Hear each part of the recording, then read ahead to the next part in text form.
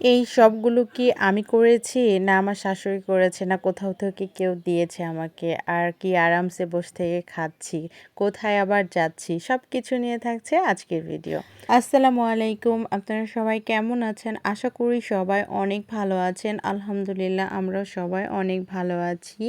আর আমি এই যে রাতে ভিজিয়ে দিয়েছিলাম বুটের ডাল, তো বাসায় বলছিল যে হালুয়া খাবে, তো হালুয়া আমারও করতে ভালো লাগে কিন্তু খেতে যে খুব একটা পছন্দ করি মিষ্টি জাতীয় খাবার তা না, কিন্তু সবাই যেহেতু পছন্দ করে আমার রান্না করতে খুবই মজার লাগে।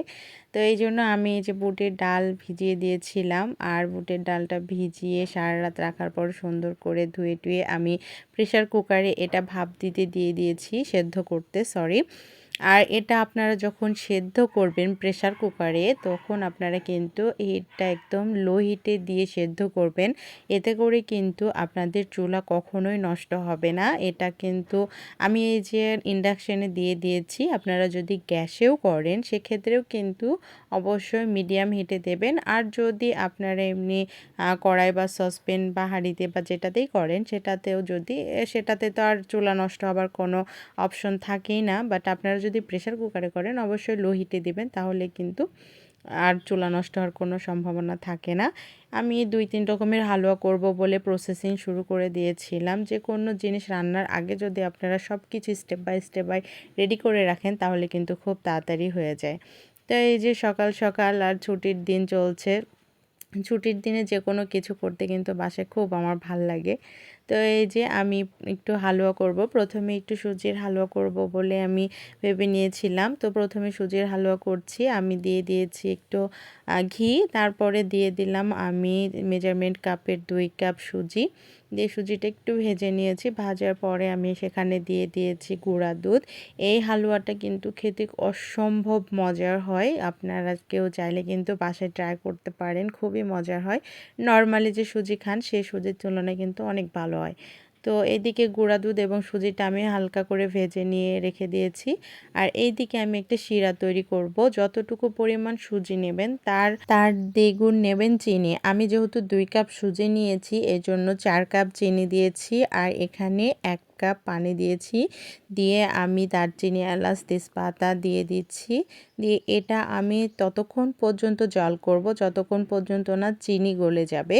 চিনিটা গলে যাবার সঙ্গে সঙ্গে কিন্তু চুলাটা অফ করে দিতে হবে, কারণ যদি শিরাটা অনেক বেশি আপনারা জাল করে ফেলেন তাহলে কিন্তু এই হালুয়াটা একটু সেনসিটিভিটি সহকারে করতে হয়, তাছাড়া কিন্তু খুবই সহজ বা ইজি। এই তো আমার কিন্তু বলক ওঠার সঙ্গে সঙ্গে আমি দেখুন আমার শিরাটা আমি সুজির মধ্যে ঢেলে দিচ্ছি, দিয়ে এটা সুন্দর করে নাড়তে থাকতে হবে। আর আগে থেকে যেহেতু আমি মৌরি একটু ভেজে গুঁড়ো করে রেখে দিয়েছি, আর এসব হালুয়াগুলোতে কিন্তু একটু মৌরির গুঁড়াটা দিলে খুবই সুন্দর একটা ফ্লেভার বের হয়, যেটা খেতে খুবই মজার হয়। দিয়ে যেটা নাড়তে থাকতে হবে। এ অবস্থায় চুলার হিটটা অবশ্যই মিডিয়াম টু লো হিটে রাখতে হবে, রেখে এটা নাড়তে থাকতে হবে। আর এই যে মৌরি গুঁড়াটা আমি দিয়ে দিয়েছি, আর এ পর্যায়ে আপনারা চাইলে ঘিটা এখনই অ্যাড করতে পারেন বা নামানোর আগ দিয়েও অ্যাড করতে পারেন। আমি একটু সামান্য নেড়ে মিশিয়ে নিয়েছি মৌরি গুঁড়া, তারপরে দিয়ে দিচ্ছি ঘি। আমি দিয়ে সুন্দর করে এটা নাড়তে থাকবো। এই যে দেখুন গোটা হয়ে এসছে কিন্তু, আর এটা একদমই শক্ত করে আবারও বলছি নামানো যাবে না। এটা যখন একটু আঠালো আঠালো হয়ে আসবে এ পর্যায়ে সুন্দর নামিয়ে নিতে হবে, তাহলে কিন্তু সুন্দর মতো সেট হয়ে যাবে। আমার হালুয়াটা হয়ে গেছে, আমি একটু যেটাতে আপনারা সেট করবেন সেটাতে একটু ঘি ব্রাশ করে ঢেলে ঠান্ডা করতে দিয়ে দেবেন। আর এইদিকে আমি যেটা করছি এটা হচ্ছে ময়দার হালুয়া। ময়দাটা আমি ঘিয়ে সুন্দর করে ভেজে নিচ্ছি, আর দিয়ে দেব গুঁড়া দুধ। গুঁড়া দুধটা আপনারা চাইলে এখানে দিতেও পারেন, নাও দিতে পারেন, তবে গুঁড়া দুধটা কিন্তু হালুয়াতে দিলে টেস্টটা একটু বেশি হবে। সুজির হালুয়াতেও আমি সেম যেভাবে করেছি এই হালুয়াটাও সেম একইভাবে, কিন্তু ময়দাটা শুধু লাল লাল করে একটু ভেজে নিতে হবে।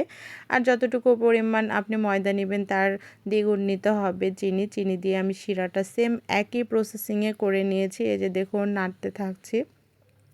এই হালুয়াটাও সেম একই প্রসেসিংয়ে করে নেবেন, কিন্তু টেস্টটা একটু ডিফারেন্ট হবে, খেতে কিন্তু অসম্ভব মজার হয়। মৌরি দিয়ে দিলাম আমি, মৌরির গুঁড়া, আর দিয়ে দিলাম আমি লাস্টে ঘি। সব উপকরণ দেয়া শেষ, এবার শুধু নাড়তে থাকতে হবে। আর সুন্দর যখন একটা আঠালো আঠালো ভাব চলে আসবে এবং গাঢ় হয়ে যাবে, তখন প্লেটে আমি ঘি ব্রাশ করে এটা সুন্দর করে তো নামিয়ে নিয়েছি আর ঠান্ডা করতে দিয়েছি। এইরকম পাকা পাকা বড়ে খেতে আমার খুবই মজার লাগে।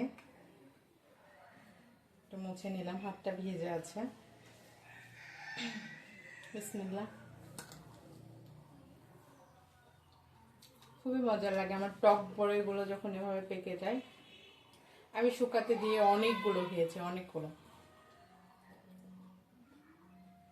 কালকে তো ভুল করে একটা বিচু খেয়ে নিয়েছি।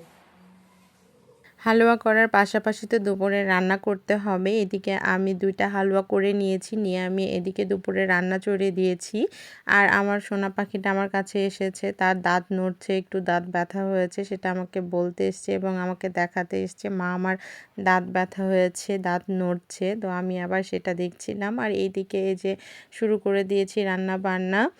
আমি বড়ইয়ের আচার করব এবং আমি ছোট মাছ চচ্চড়ি করব, পুঁই শাক দিয়ে ডাল দিয়ে রান্না করব এবং একটু শিম ভাজি করে নিয়েছি। এইগুলো ছিল আজকের দিনের দুপুরের খাবার আমার।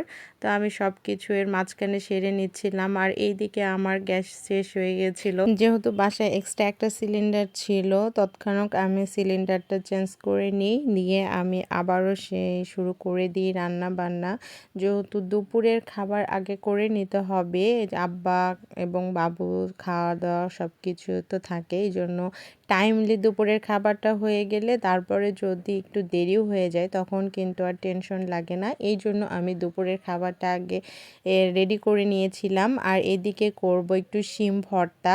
শিম ভর্তাটা কিন্তু খেতে খুবই মজার লাগে। শিমের সিজন কিন্তু শেষ হতে চলেছে, আপনারা কিন্তু চাইলে এখনও শিম ভর্তা যারা খাননি তারা কিন্তু খেয়ে নিতে পারেন। শিমের মধ্যে আমি দিয়েছি রসুন আর কাঁচামরিচ দিয়ে আমি সেদ্ধ করে নিয়েছি শুকনো শুকনো করে। তারপরে নর্মালি পেঁয়াজ, শুকনো মরিচ বা কাঁচামরিচ এবং তেল লবণ দিয়ে আপনারা ভর্তা করে নেবেন, তাহলে কিন্তু হয়ে যাবে। আর সব কিছু রান্নাবান্না যখন শেষ আমার, তারপরে আমি করে নিয়েছি বুটের হালুয়াটা। বুটের হালুয়া করতে একটু বেশি টাইম লাগেই, এই জন্য আমি এটা লাস্টে রেখেছি, কারণ বুটটা সেদ্ধ করতে হয়, তারপরে সেটা একটু বেটে নিতে হয়, দেন তারপরে একটু সময়ও লাগে, যেহেতু এটা শুকনো শুকনো করতেও একটু সময় লাগে, এই জন্য বুটের হালুয়াটা একদম লাস্টে করে নিয়েছিলাম। তারপরে এই যে দেন আমার বুটের হালুয়া কিন্তু একদমই হয়ে এসছে। লাস্টে আমি একটু ঘি দিয়ে দিচ্ছি, আর এই লাস্টের ঘিটাই কিন্তু থেকে যায়। আমি শুরুতেও যতটাই ঘি দেই না কেন, কিন্তু লাস্টের ঘিটাই মনে হয় যেন সুন্দর মতো থেকে যায়। সর্বশেষে আমি করে নিব বড়ইয়ের আচার, কাকি দিয়ে পাঠিয়েছে মায়েদের গাছের টক বড়ই। তো বড়ইয়ের আচারটা আমি করে রান্নাবান্না শেষ করব, কারণ যেহেতু আব্বাকে নিয়ে একটু চোখে ডাক্তারের কাছে যেতে হবে, এই জন্য এই দিকে আমি খুবই তাড়াহুড়ো করছিলাম। তো এই যে আমি তেলে দিয়ে দিলাম রসুন, কালো সরিষা, এই তো শুকনো মরিচ সব কিছু দিয়ে তেলে দিয়ে গুড় দিয়ে আমি বড়ইয়ের আচারটা করে নিচ্ছিলাম। আর সুন্দর একটু আচারের মশলাটাও আমি দিয়ে দিয়েছি লাস্টে। খেতে মোটামুটি কিন্তু ভালোই হয়েছে। বড়ই তো শেষের পথেই, এই তো সেই দিন বড়ই উঠতে শুরু করলো, আবার কিন্তু শেষও হতে চলেছে। তো আসলে প্রকৃতির নিয়মটাই এমন, এই আসে এই চলে যায়।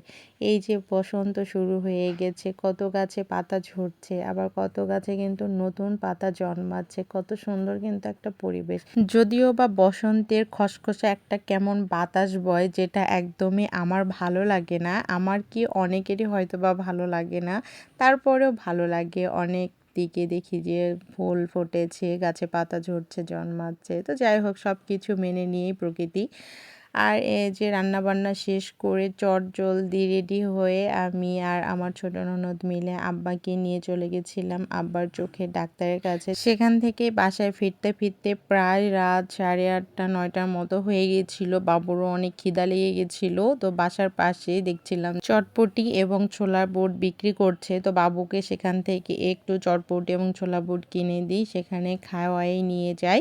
তো বাসায় যেয়ে আবারও ফ্রেশ হয়ে আমি যে হালুয়াগুলো তৈরি করেছি সেগুলো কিন্তু আমার কাট করা হয়েছিল না।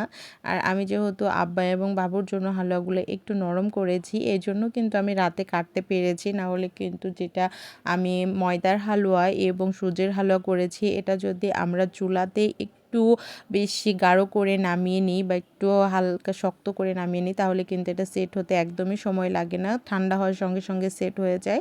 তবে আমি একটু নরম করার কারণে রাতে কাটতে পেরেছি, তারপরেও খুব সুন্দর মতো এই যে সেট হয়ে গেছে এবং নরম নরমই হয়েছে। তো আশা করি আমার এই ভিডিওটা আপনাদের কাছে অনেক ভালো লেগেছে। যদি ভালো লাগে অবশ্যই আমার চ্যানেলটি সাবস্ক্রাইব করবেন, পেজটি ফলো করবেন, আর অন্য কাউকে দেখার সুযোগ করে দেবেন, শেয়ার করবেন। আজকে এ পর্যন্তই। সবাই ভালো থাকবেন, সুস্থ থাকবেন। আল্লাহ হাফেজ। আসসালামু আলাইকুম।